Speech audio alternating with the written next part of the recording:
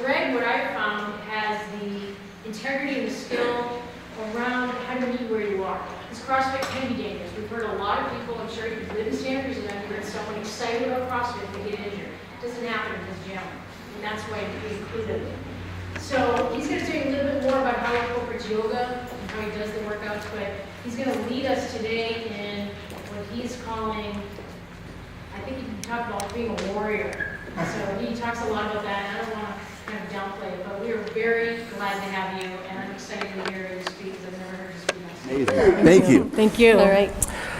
Gandhi said that a single stone can change the course of a life. And I think for many of us, that single stone is Michelle and Lita. So let's give it up for them.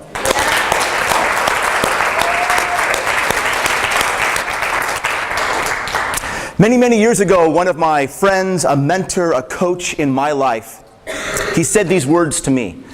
He said, Greg, if you tell me the truth, I will believe you. If you tell me a fact, I will listen. However, if you share with me a story, then I will remember. And my goal as I speak before you this evening is to share with you a series of stories. It's my hope and prayer that these stories can illuminate lessons for us that can help you during the Santa Cruz Challenge. So, with that being said, let's begin. In 2010, I was serving as a special agent for the Drug Enforcement Administration, the DEA. And I was working on the southwest border going back and forth between Mexico and a very small little city called El Centro in the Imperial Valley. Now that winter was a special winter for the DEA because the DEA was standing up a SWAT team. And the SWAT team's mission was going to be to deploy to Afghanistan to help fight the war on terror that was being fueled by drugs. This, for me, was a dream come true. And I put my name in the hat to try out for this team. Now, in order to be considered for this team, I had to fly out to the DEA headquarters, which is in Quantico, Virginia. And I had to make it through a 30-day assessment and selection course. And so off I went. And I left from San Diego International Airport, even though it was the middle of the winter, on an 80-degree day. Birds are flying through the sky. It's gorgeous. 8 hours later, I'm in a snowstorm, a blizzard in Quantico, Virginia. Now, I'm a Santa Cruz, California kid, so this was my first time operating in a snowborn environment. And from the moment I got off that plane, I was freezing cold. Well, as soon as I get there, I'm ushered into a very small room, and the waiting game begins. And as I wait, other agents from around the world who have also answered this call, they've answered this challenge, they start to trickle into this small room. And in this small room, as a bunch of men are preparing for a 30-day assessment and selection, men start to do what men start to do. And ladies, I will share with you what men do in these environments. What we do is we stand around like this, and we size each other up. And we size each other up based on the physical size. And so I was guilty, and I made two judgments based on two completely different men who came in for this assessment. One of these guys was a monster. A great big man, just hugely built, thickly muscled, and he had some command presence about him. And as I looked at this big guy, I said to myself, that guy is going to make it. And I want to stay as close to him as possible, because he can probably help me get through this course. And then, a few hours later, a little guy walks in. Thin, little, wiry guy, very quiet, very soft-spoken. He stands in the corner. And I look at the little guy and I'm like, I don't think he has what it takes. So I want to stay away from the little guy and I want to stay close to the big guy. Well, the next morning, 4 a.m., we're woken up, we're ushered inside two small white vans, and we're driven to the first of many, many obstacle courses that we're going to face during the next 30 days. Now, when I get out of the van and I look at the obstacle course, the first thing I notice is that every single one of the obstacles is covered in ice and snow. The wind is howling. I can barely feel my fingers and my toes. And I love obstacle courses on a bright summer day in Santa Cruz. But nevertheless, I answered the challenge. Now, my last name is Amundson, and so it just so happens that we've been put in alphabetical order. And I'm in line second. I'm in line, number 2, to go through this course. Guess who's going first? The big guy. And I'm thinking, all right, the big guy's going to show me how it's done. Well, this big guy is also the senior agent. He's the most senior agent. And so he takes it upon himself to give everybody else a few words of encouragement. And so here's what the big guy says. He says, hey, everybody, bring it around me. So we all gather around and we put our hands in our armpits and we start to jog to keep warm. And this big guy says, look, we've got 30 days of assessment to go. And so whatever you do on this course, don't get hurt. Now, I'm a student of positivity, and the encouragement he just gave me sounded a little bit negative. He's telling me don't get hurt. Then, the next thing he says as he prepares to go through this course is this. He looks over his shoulder directly at me, and he says, you know what? I just know I'm going to be the first guy to get hurt on this course. Now I'm like, no, say anything but that. And I'm so compelled to reach out and grab him and say, change your vocabulary, my friend. However, I'm focused on me. I'm focused on my evolution and my success in the course, and so I keep my mouth shut. Well, the instructor with the stopwatch says, ready, go! And this big guy just starts taking off through the snow. The first obstacle that we come across is a bar, 8 feet off the ground. The directions are you must leap into the air, grab the bar, and complete a revolution around the bar, and then continue on your way. Now, I've been training CrossFit at that time for 12 years. That's a skill that I have done many, many times in Santa Cruz on a bright sunny day. But that bar's covered in ice and snow, so I'm thinking, oh man, I hope this guy knows what he's doing. Well, he takes off, he leaps, he grabs the bar, and this guy completes a gymnastic, beautiful flying kip around the bar. It's gorgeous. And I'm thinking, wow, this guy can move. But then comes the dismount. He lets go of the bar, lands in the snow, and boom, breaks his right ankle. It was horrible. It was tragic. The medics run out, put a blanket on him, put him in a Humvee, and he's driven off the course. I never saw him again. Now, what's really amazing about this is I think when I reflect 10 to 15 seconds, no more than 15 seconds, went by between the moment he said the words, I just know I'm going to be the first guy to get hurt, and the actual physical manifestation of his words with his broken ankle. And then to make matters worse, as he's laying there on the ground holding his ankle, and as the medics run over, he continues to words in a very self-defeating way. He says, I just knew that was going to happen. I just knew I was going to be the first guy to get hurt.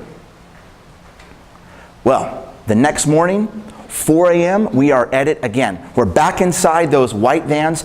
There we are, driving down a dirt road to our next evolution. Suddenly, without any warning, the vans pull over. The instructors get out, and they tell all the cadets out of the van, put on your rucksacks, which are 50-pound backpacks. He says, put on your rucksacks, gather around the senior instructor for the next evolution brief. Once again, like history repeating itself, we all gather around, we jog in place, and we listen to the brief. Now, the brief is very interesting. We're told that for this evolution, all we have to do is continue to walk down this dirt road. The instructor says, just walk and walk and walk. And you will continue to walk until you see another instructor. And that instructor will tell you the evolution is done. Now for me, that direction was extremely challenging because as a CrossFit athlete, and those of you that train with me at my gym or that have experienced CrossFit, one of the things you're always given is the entire task. So if you come to train with me, I will tell you, we're going to do 3 rounds of run 200 meters and 10 push-ups. And so you know exactly what is asked of you. In this case, what I was asked to do was unknown and unknowable. I was just told to walk. Now I'm a competitive guy. And so as soon as the instructor said go, I started to run through the snow. And I thought to myself, this will probably take 15 or 20 minutes. An hour goes by. Now I'm walking. 2 hours go by. I'm walking a little bit slower. At the 3-hour mark, a little negative voice starts to creep up into my mind. And this little voice starts to say, I think you took a wrong turn. It was very early in the morning, and so it's likely that I may have walked past the instructor. We're in a wooded area. Maybe I should turn around. Maybe I should blow my whistle and ask for help. I must be lost. I mean, that voice was screaming at me. Now at the 4-hour mark, I vividly remember reaching for the straw of my Camelback to hydrate. I told you, this is my first time in a snowborn environment. I had packed my Camelback on the outside of my rucksack, frozen. I've got no water source. My mind starts to really dip into negativity because I know how dangerous dehydration is in a snowborn environment. I start to panic. Finally, I think to myself, you know what? I've done the best that I can.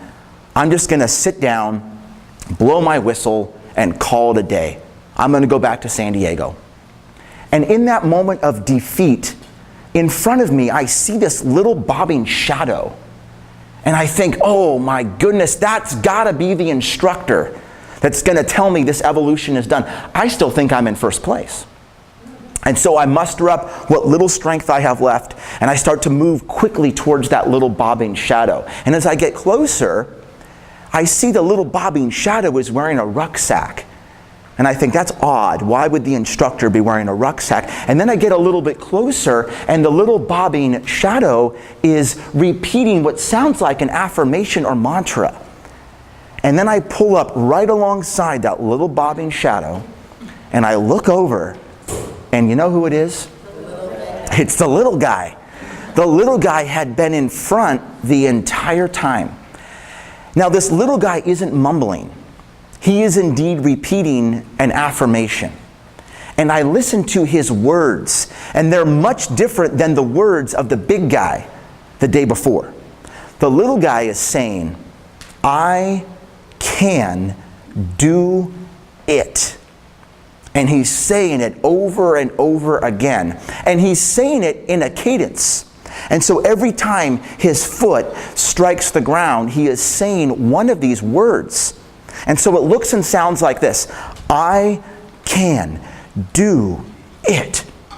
Over and over and over. The next thing, I'm walking next to him, and all the negativity in my mind has been replaced with an affirmation that sounds like, I can do it. Now at first I just say it. And then after about 10 repetitions, I start to believe that I can do it, that I will finish this evolution. And the moment that I believe it, I'm no longer tired, I'm no longer hungry, I'm no longer cold, I'm not even thirsty. All I know is that I can do it. About 30 minutes later, that little guy and I, side by side, both saying out loud, I can do it. We cross the finish line together. And in that moment, I look over at him, I extend my hand, and I say, thank you. Without you, I would have quit. Now, 28 more days went by just like that. 28 more evolutions that continued to reinforce for me The critical difference, my friends, between everyone that made it, everyone that graduated that course, and everyone that failed. It wasn't physical size. It wasn't former athletic training. The thing that made the difference was mindset. Those people that simply believed they could do it, did it. Those people that used their words in a self-defeating way, failed. And they failed in a variety of ways. Many quit. Sadly, many were injured. Many simply failed the evolutions. But the common denominator every time was that before they failed, before they got hurt, before they quit, they said they were going to quit. They said they were going to fail. They said they were going to get hurt. And those people that succeeded, they said they would succeed. They said they could do it. They said they believed in themselves. Wow. About 3 months after that evolution, I decided to resign from the DEA. I relocated to Santa Cruz and I opened my gym. Because what I found is that people seldom realize the power of their mind. And if they don't realize the power of their mind, they'll never really tap into the power of their body. And that's why many of us are here. We want to express the God-given health that we all have. It's all there.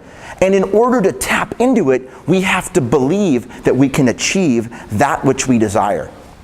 And the first step is the words that you speak about your ability to accomplish your goals. That's what we all are going to need to do together throughout the duration of the challenge. We've got to reinforce for ourselves that we can do it, and we've got to be a source of encouragement to other people. We've got to be that little guy that was there for me. We've got to be that person for each other. A few more stories to continue to propel us in the direction that we all want to go. This is a story that has to do with alignment and principle. It's a simple story that I think many of you, especially parents, will align with. Here's the setting. A father and son have decided to go fly a kite. This is the first time that this young boy has ever flown a kite.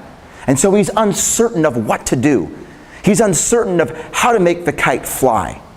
They're in this beautiful grassy field together, and the young boy is holding onto the string of the kite. And the kite is soaring in the sky. It's a beautiful sight. Suddenly, the young boy looks up at his dad and says, "Dad, I think the string is holding down the kite." The father says, "Is that so? Well, let go of the string." Boy says, "Okay, let's go." And in that moment, the kite starts to fall to the ground. The dad says, "Quickly, son, grab the string, hold it tight."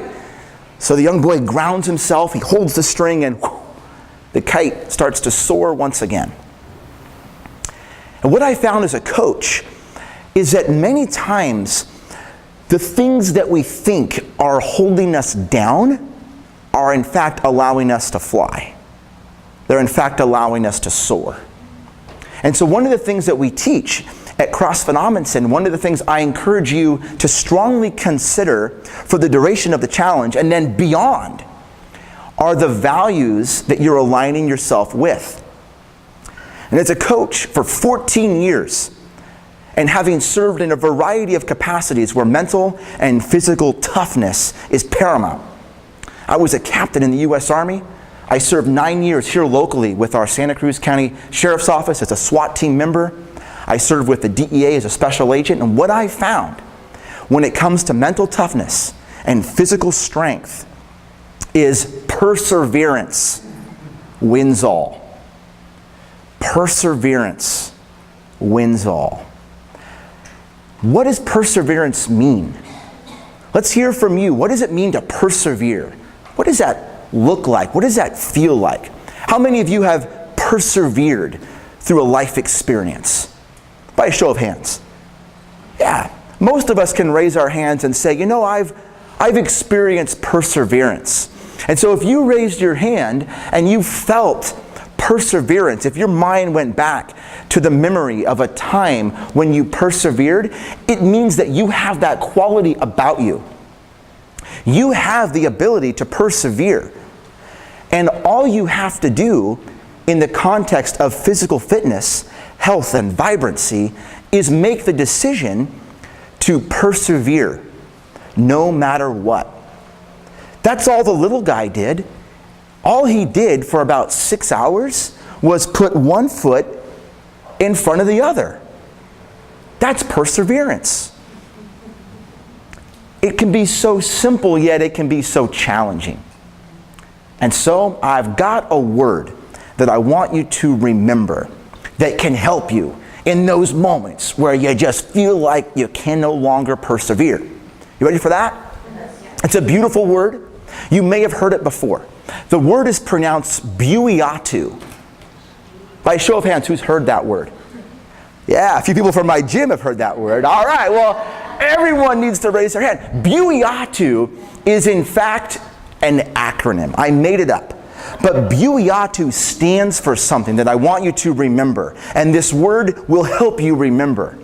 Buiatu stands for believe unconditionally in yourself and the ability of others. You got it. Buiatu. Believe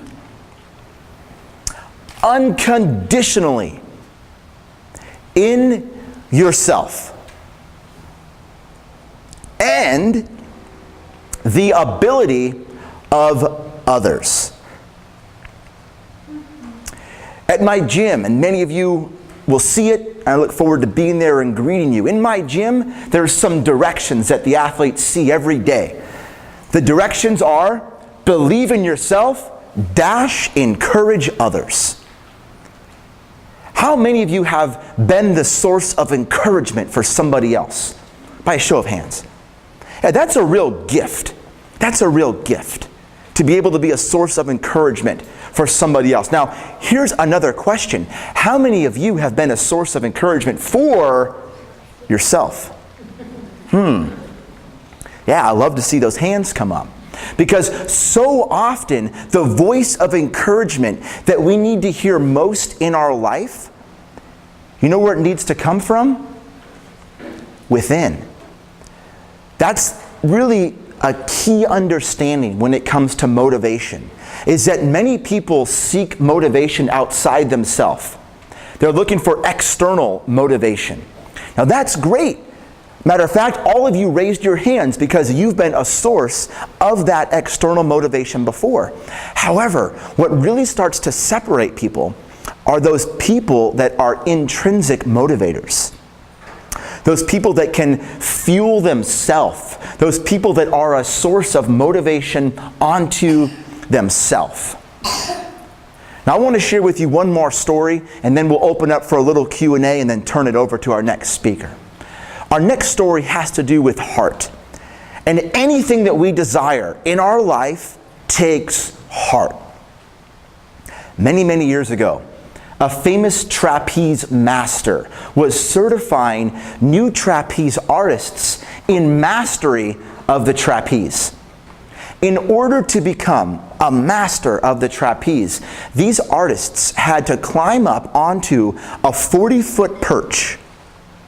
And then from that perch, they had to leap, grab a high bar, complete a revolution around the high bar, dismount, and land on another perch, also 40 feet above the ground. Now, every one of these trapeze artists had done that feat hundreds and hundreds of times. In fact, it was a relatively easy skill for these trapeze artists to do. The difference was on that day, there was no safety net. If they successfully completed the skill, they were certified masters of the trapeze. If there was any mistake, any miscalculation, and they were to fall, it would likely mean death or great bodily injury. Well, every single one of these trapeze artists had successfully completed this endeavor. Finally, there was one left, one artist left, a young man. And he climbs up on to the perch. He stands right at the edge. He takes a breath and then he prepares to jump and he freezes. Frozen. Fear had gripped him and would not let him go. The trapeze master, the old wise master, he'd seen this happen before and he knew what to do. He climbed up onto the perch next to the young man. He put his arm around him very carefully. And then he said, "It's okay. We've all been there before. We've all been uncertain. We've all been afraid. All you have to do now is throw your heart over the bar and your body will follow." And that is my hope for you, my friends. Throw your heart into the Santa Cruz Challenge and your body will follow. May God bless you and watch over you. Thank you.